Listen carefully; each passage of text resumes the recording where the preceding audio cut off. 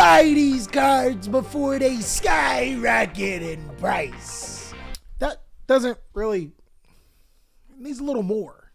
Buy these powerful cards before they skyrocket in price.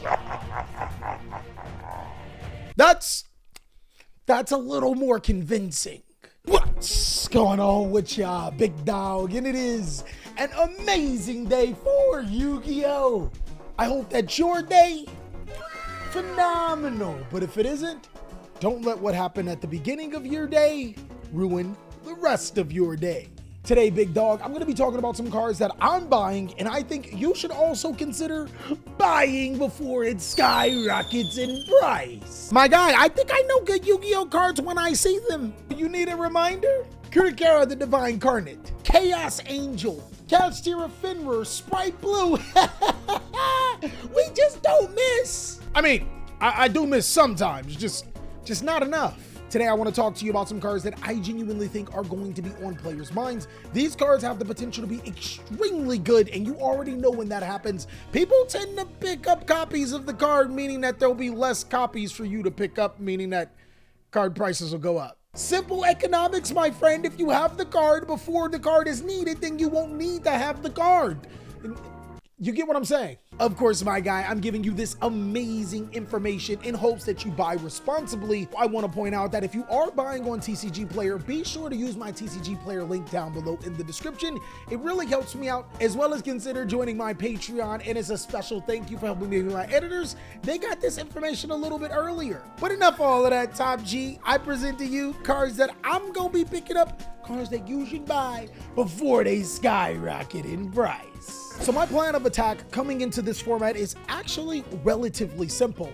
I think that there are some cards that are really powerful that just didn't get the opportunity of being played from last format, and I also want to take full advantage of the new Battles of Legends set coming out and reprinting some cards, but not giving us reprints of certain cards in certain rarities. Basically what I'm saying is that I'm taking full advantage that Battle of Legends only reprints in Ultra and Secret and maybe Starlight. Now, I do think that there's an associated risk. Konami could just turn left and then start printing collector's rare cards or something like that, but it's a risk that I'm willing to take because the cards are just so cheap right now.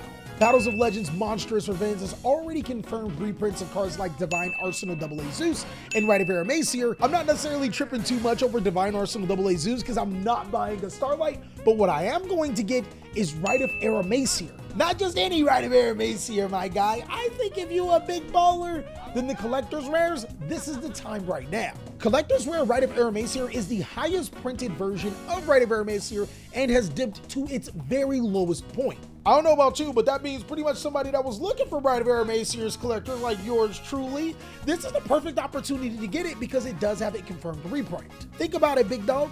With more in circulation, that means there's a less desire, and for some reason, people don't value the higher end versions as much when a reprint comes out. But going a little bit deeper, I would also say the same thing for Fateful Adventure and Water Enchanters of the Temple, especially the ultimate rare versions of Water Enchanters of the Temple. My guy, you guys are Dr. Disrespect. It's like $20 for an ulti. $20? Everybody already knows in order of the best rarities, ulti, collectors, and then you guys can fight over third place. Nobody cares about bronze. Since collector's rares only come out in deck build sets and only come out as a 3 per case, it's normally a really good idea to pick up a collector's rare version of a card because its price will never go below a certain price point. You won't lose too much value for it, and when it goes up, it goes up. I would also say the same thing about Lightning Storm. Since it went semi-limited on the Forbidden List, there are more copies in circulation to complete a play set, making this card a little bit cheaper. Hey, you guys wonder why I have so many nice things? It's because I take advantage of situations like this. Lightning Storm is like $50 for collectors right now. Personally, I wouldn't necessarily invest into the ultra rare or secret rare copies because those could also be reprinted in Monstrous Revenge. But a card that I don't expect to be printed inside of Monstrous Revenge is number F-Zero Utopic Draco Future. Now, I say this because typically Konami doesn't reprint a Battles of Legends card in another Battles of Legends set, and this is a Battles of Legends card. Typically. And if we go by that trend, you can almost guarantee that Utopic Draco Future will not be coming out in Monstrous Revenge. It's a card that's going to skyrocket in price. So pick up the collector's rares if you can afford them, but don't forget to pick up the secrets and the ultra rares if you can. The Kashtira strategy was just recently hit on the forbidden list. Losing Diablo Assist, the Mind Hacker, and Kashtira Rise Heart is actually huge. With all that horsepower being lost from the deck, Kashtira players had to figure out something else to be able to compete.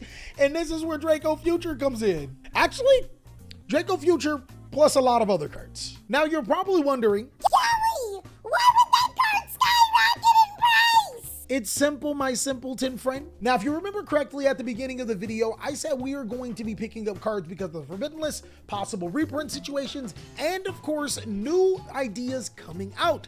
This is almost a combination of all three. Because of the forbidden list, Kashtira players are going to have to adapt. No more infinite zone lock Diabolists blow up the board, blah, blah, blah. Unfortunately for Kashtira haters, they have adapted. What I've been noticing is that a lot of players have been experimenting with the Raidraptor engine inside of Kashtira. It actually makes some ridiculous boards and has some cards that you should possibly look at if you're considering on playing Kashtira. Not only can the Raidraptor version of Kashtira make Utopic Draco Future, because of Raidraptor's Arsenal Falcon, it can also make a rank 4 monster. That might be a card that you might need if Kashtira is something that you breed.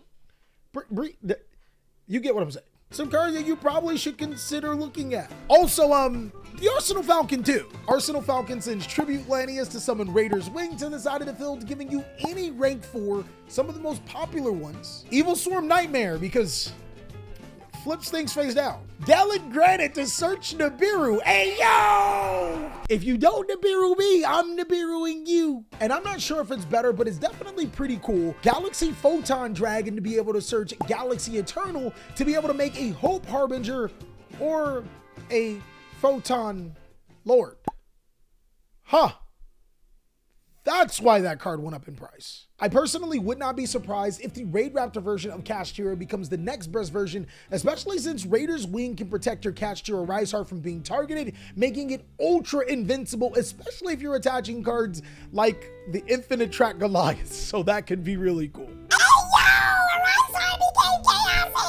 Speaking of such, both Chaos Angel and Ringworm should be cards that you should strongly consider. Chaos Angel just because it's simply one of the best synchro monsters ever printed in Yu-Gi-Oh! And Ringworm, I don't know, there's this card called Assault Synchron that's coming out in Battles Legends Monstrous Revenge. If you want to play the deck, you might want to consider it. I would also consider Bestial Dispeter because it seems really cheap for the type of card that it is. And speaking of dragons, the Bestial cards are actually perfect to pick up right now. My guy, even if you don't play a deck that mains the Bestial, signing the Bestials is phenomenal. Bestials are not only the counter to branded decks, which are maining Gimmick Puppet Nightmare right now, it's actually a counter to a lot of light and dark heavy type Yu-Gi-Oh decks. And at about $10 at the time of recording the video, that's actually a pretty decent price for Bestial Magnum Hut, which used to be a lot more expensive.